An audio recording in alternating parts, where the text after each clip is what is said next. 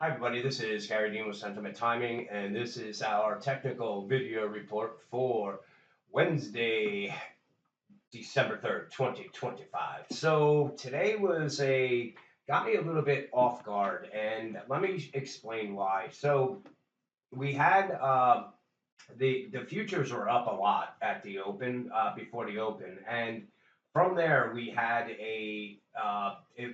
we have this wick here.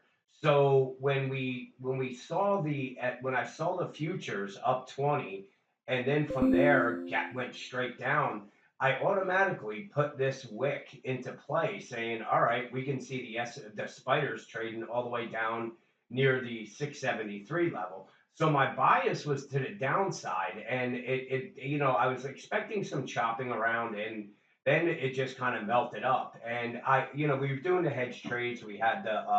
We were doing really the straddles with the spiders, and I really should have concentrated on IWM because that was a much easier trade than what we had. Because that was IWM was up a ton today. So if we would have taken the straddles, we would have made a fortune. But in any case, I overthanked this one, and really, I should have just really just held on to things because I was doing when the calls were up, I was taking those off and then doing leaving the put side open and really just doing it at each line. And it ended up, I think we lost a couple hundred on that particular setup that we did. But the quantum stocks did really well, and we had our fund that actually closed 23.97 today. So overall, it was a good day, but it really had nothing to do with my trading as for the intraday hedge stuff. And as I said, the IWM was really the one that we wanted to be trading because as you can see that hang on one second. Okay, so as you can see right here, this was up over 1.8%. So it was a melt up here. We should have I should have really had been doing the straddles on this because we would have made a lot of money. But in any case, the like I said, the quantum stocks did really well, so the fund did okay. And let's go back to the S&P and figure out what's going on here. So we were trading within this range. The S&P broke out of it and then came back down. But this is why one of the reasons why I was expecting this bounce to come back down and really either close this gap or come down to the 6750 level. And again, it was because of that wick that was down there. But on top of that, we have these bearish divergences.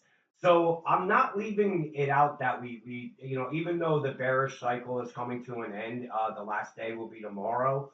I'm not leaving it out because of these divergences here that we can get some type of pullback to form this inverted head and shoulders pattern where this is the left shoulder, this is the head, and we come down. It doesn't have to go all the way down to here. It may be somewhere down into the 6,700. But come into there and then come up, and then we get the end of year rally that will probably take the S&P up to the 7,000 level. But the right now, as I put in the report today, is that I would not be really looking to to chase this right here. And really, the main reason is this: whenever we have these divergences, we're going to get some kind of hiccup, and we just have to really. I would use it as a buying opportunity. I wouldn't really be looking to short unless you're doing the hedge part where you're looking to if it goes up or down, you just need it to go more than what you paid for it. So we have these divergences. This has me cautious, and I think this resistance, if they gap up tomorrow, the 68.70 is going to be pretty tough. But then we also have this at the 68.84. So this particular zone right here, if the bulls can get through it, then we really were going to be dealing with the obviously the previous all-time highs. But if we're going to go up there, we're probably going to continue up and break right through it. So this is the heavy resistance. If the Bulls can get through it, I think they're home free. I think the rate, the anticipation of a rate cut is really fueling everything. But let's say that this pattern is in play, and this is the neckline.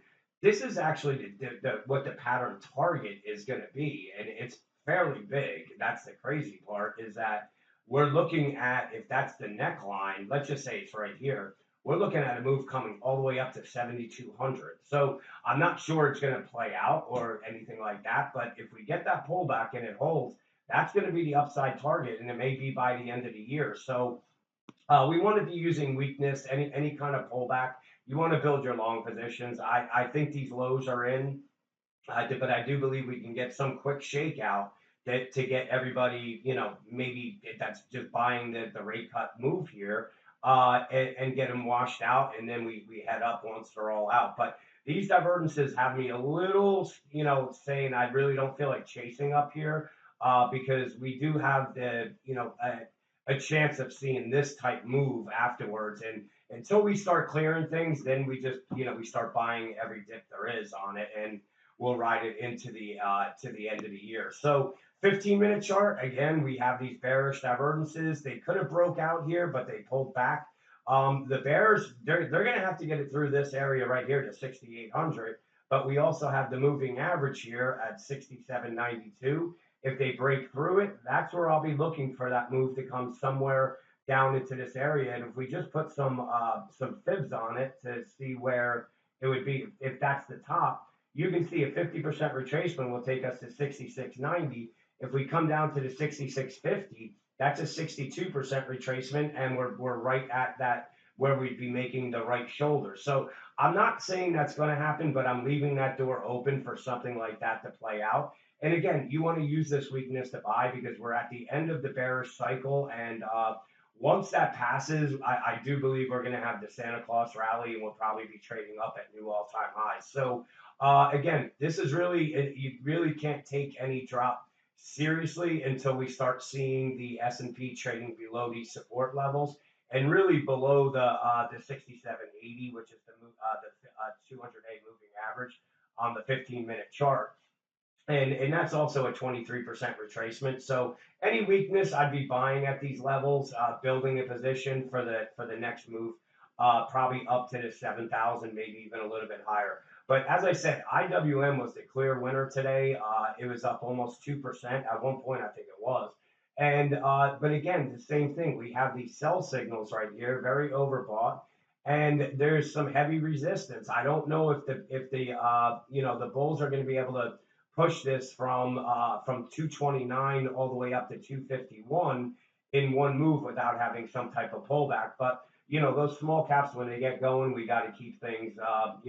They don't usually don't let go until every bear is gone. But this is going to be some heavy resistance, and for the bears, they need to get it through the 245, and this actually would be where I'd be interested buying the small caps. It'd be anywhere from the 245, I would say, down to this 240 level. So this would be the buy zone. This is going to be the resistance zone. If they break through it, then we could see the IWM trading all the way up into the 255, 260 level. So one quick note: I'm doing the open enrollment for this quarter. I'm going to be sending out an email with stats and everything. If anybody is interested, send me an email.